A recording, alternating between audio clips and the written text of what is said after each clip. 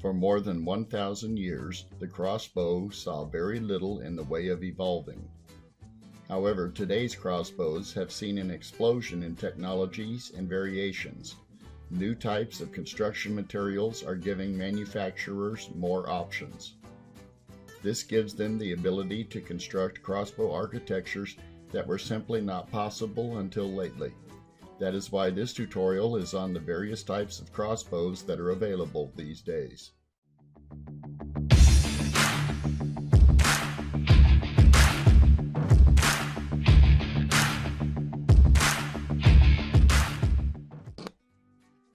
For this tutorial, I am only going to be able to demonstrate the crossbow variations that I currently own. Maybe some nice vendor will send me other variations and then I can create a second volume on this topic. We'll begin with the most basic of crossbows, the Crossbow Pistol. This little handheld crossbow shoots 6-inch darts at around 180 feet per second. Although this may look like a toy, it has the power to kill small animals and will penetrate flesh and bone on larger animals. This is not a toy. Just like a full-sized crossbow, you will want to keep the string waxed and the crossbow properly maintained. Also, you should be aware that this has only the most primitive of safety switches. It will stop you from pulling the trigger, but it won't stop the string if it gets bumped and off into the trigger assembly. It also does not have an anti-dry fire feature.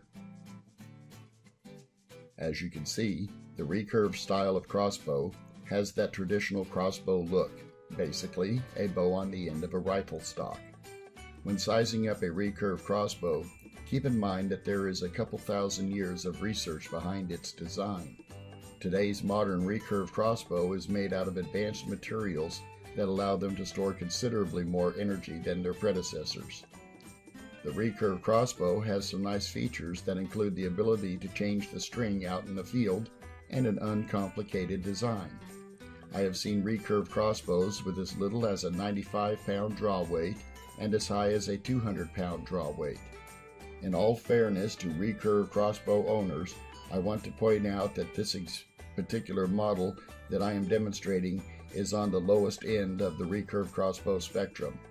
There are many manufacturers of recurve crossbows that put out a much higher quality product than this. Please do not underestimate the recurve crossbow and its ability to bring down big game based on this example of the recurve crossbow. I would like to point out that not all recurve crossbows are made the same. Just because a crossbow has a 150-pound draw does not mean that all 150-pound draw crossbows will perform the same. Different materials, different power strokes, and different ammunition are all going to change the performance of a crossbow.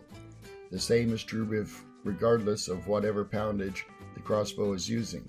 Always look into its feet per second, kinetic energy, and power stroke on how to size up a recurve crossbow. The compound crossbow uses a configuration of pulleys and cams to store large amounts of kinetic energy while at the same time making it easier to draw the string back. The concept of the compound bow has only been around since 1966 by Hollis Wilbur Allen in Missouri, United States, with a patent issued in 1969. It didn't take long for the crossbow community to embrace this technology and to even surpass it, but we'll talk about more on that subject later. Compound bow technology, without getting too specific and technical on the topic, uses pulleys and cams to draw the string back easier. When you are drawing the string back on a compound crossbow, you will find that it's somewhere around the halfway point. When the cams roll over, it will suddenly become easier to finish pulling the string back, unlike a recurve crossbow where the farther back you pulled, the harder it became. This phenomenon is known as let-off. This let-off factor can reduce the second half of your draw by as much as from 50 to 90%. With most compound crossbows these days, if you need to change out the string or cables, you will need to take it to an archery pro shop and have them use their bow press to change it for you. A bow press is a device that can safely and securely hold onto your compound bow limbs and be able to take off enough tension to change out whatever needs to be changed. Compound bow limbs are much stiffer than recurve limbs, and there aren't many that are designed to use the stringer method on them. Since a bow press tends to cost a few $100s and you rarely need them, most people find it is easier to pay an archery pro shop to own the press and to let them do it for you. If you are making any changes to your compound crossbow, always ask the pro shop to tune your crossbow. In crossbow talk, that means to please make sure that the string is exactly the same distance from the cam on both sides so that they draw back evenly and so that they will roll over and let off at the exact same time. Reverse draw compound crossbows. This is where the crossbow goes where no bow has gone before. The reverse draw, or forward-facing limbs crossbow, reverses the location of the limbs and places them closer to the shooter and removing much of the weight off of your forearm. This innovative design makes it much easier to put the crossbow on target and then to hold it there for a longer period of time. The reverse draw crossbow has all the benefits and pitfalls of a normal compound crossbow. However, this new type of crossbow seems to have a smaller width, with some crossbows having as little as a 6-inch axle to axle. If you are going to be creeping through the woods with a loaded crossbow, this style will probably be attractive to you since it reduces the chances of your bumping into trees and branches. To be honest, this crossbow weighs about 3 pounds more than my other compound crossbow, but since the feeling of the bulk of the weight is distributed across my center mass, it doesn't feel any heavier when I am shooting. However, I do notice the extra weight when I am trying to just carry it around in its case. Granted, it isn't all that much more weight, but if I were bringing 10 to 15 miles into the woods, I'm sure I would notice the weight a lot more. Whether you call it a reverse draw crossbow or a crossbow with forward-facing limbs, this new type of crossbow architecture has taken the crossbow to a whole new level. This new type of crossbow has only been around for a couple of years, and it will be very interesting to see what it evolves to from here. The earliest form of crossbow cocking device was a metal handle that hooked into the pegs on the sides of the stock and then used leverage to cock the string. This was followed by the rope cocking device. The rope cocking device reduces your draw weight by half. This simple device consists of a lightweight rope that has T-shaped handles on each end and special hooks that can slide back and forth along the rope and whose hooks fit onto your string.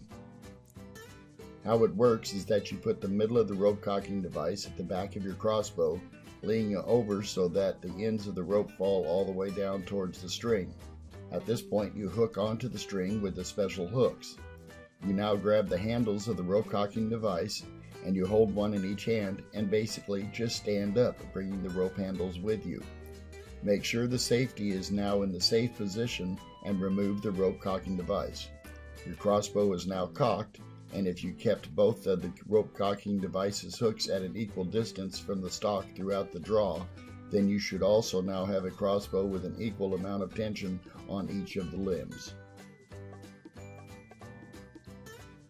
The rope sled cocking device is for use with lower draw weights. This type of cocking device has stiff ropes with T-handles and a special sled that hooks onto the string while also fitting into the trough of the rail. This type of cocking device guarantees that you are going to have a consistent draw with the same amount of tension on each side of the limb every time. To use it, you simply bend over the crossbow, hook onto the string, and stand up. Check to see that the safety is now in a safe position and remove the device. In my opinion, this is probably the quickest cocking device around, provided you are pulling a low weight like 125 pounds. The crank cocking device is a method that may or not be part of an integrated stock on your crossbow. What I mean is that although I have seen a type of crank cocking device that slips on and off of the stock crossbow stock, the majority of crank cocking devices are going to be something that is either already built into the stock or else can be added later using a kit and slots that are already set up inside your stock, just in case you ever did decide to add on the crank cocking device option. The crank cocking device definitely has some trade-offs, but in some crossbows it may be your only option simply because of the high tension that is going to be put on the limbs. The typical CCD has a clutch to protect you from accidentally dry firing your crossbow. It has the advantage of always being attached to your crossbow and ready for you to use, and yet tucked away when not in use. Most CCDs are ambidextrous, allowing you to crank with either hand. It is going to add a little weight to your crossbow, but it will substantially reduce the muscle needed to crank the crossbow. To use the CCD, simply press the release button and pull the sled down onto your string. The CCD cables will naturally fall on each side of your rail and the sled will keep it centered. If not already on, put your crank handle on the right or left side and begin cranking the string.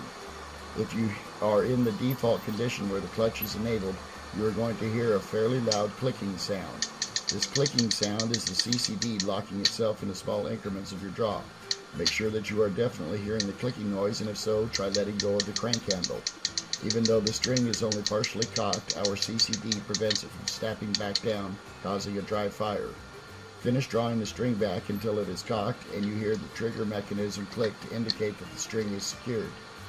Once check to see that the check safety is now in the safe position, and remove the CCD sled by releasing the clutch and pulling the sled out from under your scope rail. Once it is free, using the crank handle to finish winding up the sled, tuck it into its holster and remove the crank handle. I'll be right back after this quick message.